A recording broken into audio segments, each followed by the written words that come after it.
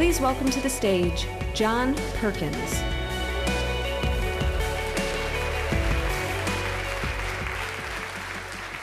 Thank you. I stood in front of the Shah of Iran, the presidents of Indonesia, Ecuador, Panama, members of the Royal House of Saudi Arabia, and I've said something like, in this hand, I have millions of dollars for you and your friends if you play our game. In this hand, I have a gun in case you decide not to. Now, my words were more diplomatic than that, but that was the message. I was an economic hitman. And we economic hitmen have created a new global economy, really, a form of capitalism that I call predatory capitalism. It isn't working. We all know this. The oceans are rising. The glaciers are melting. Less than 5% of us live here in the United States, and we consume almost 30% of the world's resources, while half the world is on the verge of starvation, or actually starving. That's not a model. China can't do it. India can't do it. They're trying, but they can't do it. We have to change. We have to have a revolution. We must change the system. I'll get into that in a minute, but first, how did I become an economic hitman? While I was still in business school, I was interviewed by the National Security Agency, the NSA.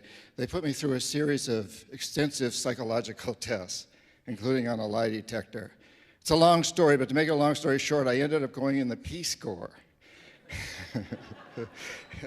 and being sent deep into the Amazon rainforest. Now, I'd grown up the son of a teacher in a boys' prep school for very wealthy boys in rural New Hampshire.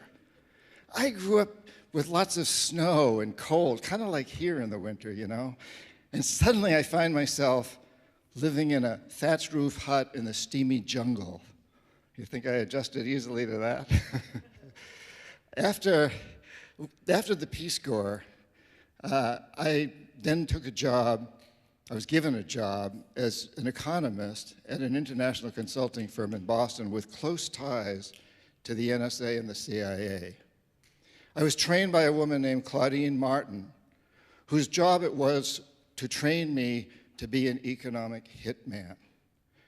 Now, Claudine had seen my NSA files. She knew that I wanted three things that I thought all my prep school buddies, the rich kids, had had: money, power, and sex. Claudine was really good at her job, and she promised me the first two.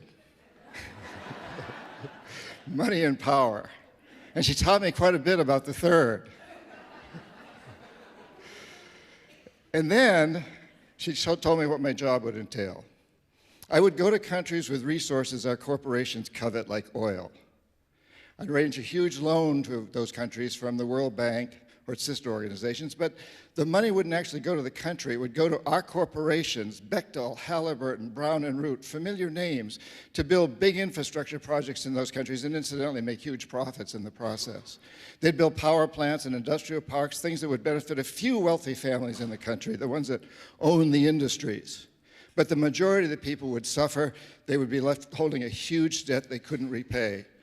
So we'd go back and say, since you can't pay your debt, sell your resource, oil or whatever, real cheap to our corporations. Privatize.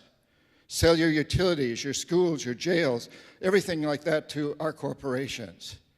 And Claudine also told me that if the leaders of these countries refused my offer, people she called jackals would be right behind me. I didn't actually carry a gun, but the jackals did. My first assignment was in Indonesia, a country that had just ended a terrible civil war where more than 1 million people had been killed. It had a terrifying reputation. And I have to admit that when I arrived in Jakarta, knowing I'd be there for about 3 years, my knees were shaking pretty bad. My stomach was filled with fluttering butterflies. I had no idea what I was supposed to do. I was a very young man. I just knew that I was expected to produce a report that would convince the Indonesian government to build an extremely expensive electrical system, hiring our corporations to do it. Claudine had made it sound simple, even kind of James Bondishly romantic. But now I'm struck by reality, and I felt naive, ill-prepared, vulnerable. Fortunately for me, the winner of the Civil War, President Suharto, who was actually a dictator, wanted the projects that I was offering, and he also wanted CIA and Pentagon protection. And so every time I stumbled, and I stumbled often, somebody was there to pick me up. A government official would appear with an incredible report that would indicate beyond any shadow of a doubt that electricity was all the country needed to take off to huge growth. A Harvard-trained mathematician showed up with a mathematical formula that proved that if they just built this electrical system, everything would be fine. In the end, I produced a report that forecast the need for electricity at an unheard of annual rate of 19%. Indonesia got its loan. Our corporations made lots of money, and I was promoted from economist to chief economist. It was quite a lesson. At that time, the Cold War was just really, really revving up. And Washington believed that Cuba was about to spread communism throughout the hemisphere. The CIA developed a program called Operation Condor to support right-wing dictatorships in Brazil, Argentina, Chile, throughout the continent. Jaime Roldos, president of Ecuador, democratically elected, and Omar Torrijos, head of state of Panama, strongly opposed Operation Condor. I was sent down to get them to change their ways. They wouldn't. They refused.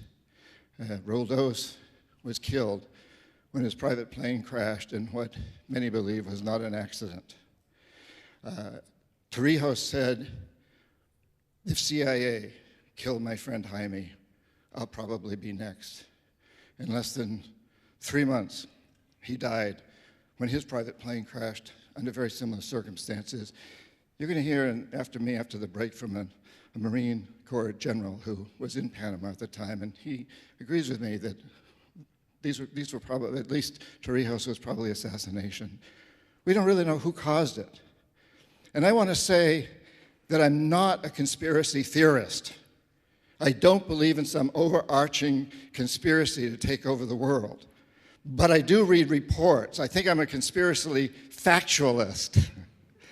You know, I read just recently declassified information, the CIA's own website, where they admit that the US government was deeply involved in the overthrow or assassination of Prime Minister Mossadegh of Iran, President Allende of Chile, Arbenz of Guatemala, Diem of Vietnam, Lumumba of the Congo. And speaking of Allende of Chile, he was replaced by the terribly brutal dictator General Pinochet, who was a great defender of Operation Condor and also oversaw the murder of tens of thousands of his people, and was praised by Secretary of State Henry Kissinger as a great defender of capitalism. I believe in national security, and I don't believe that US security is served. I believe it's jeopardized when our agencies overthrow or assassinate the leaders of other countries because they don't follow our policies. I'm a capitalist. I think that capitalism has given us incredible technology, art, science, medicine. And I think it holds out the hope for the future. But there's this new form of capitalism that I call predatory capitalism that's the enemy of true capitalism. Let me explain. When I was in business school, I was taught that a good CEO makes a decent rate of return for his company and also makes sure his company is a good citizen. He pays his workers a fair wage, gives them health insurance and retirement pensions, pays taxes, imagine that, and supports local school and recreational facilities and so on and so forth. And in essence, he makes sure that his company serves the public interest. That all changed in 1976 when Milton Friedman won the Nobel Prize in economics and stated, amongst many other things, the only responsibility of business is to maximize profits.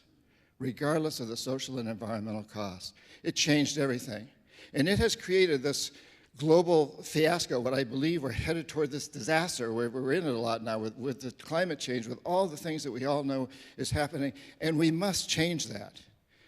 And we can change that. How? I think the American Revolution actually offers an interesting example. Back in 1773, most everybody in the United States believed that the British were invincible. But George Washington stepped forward, and he remembered 20 years earlier during the French and Indian War, he had witnessed at the Battle of the Monongahela the defeat of a huge, powerful British army by a handful of Indians. And Washington said, they're not invincible. All we got to do is hide behind trees. Change the rules. So I think that's where we're at today. Change the rules. I like the rules I learned in business school, that a good corporation, a good CEO should make sure that his corporation serves the public interest, is a good citizen.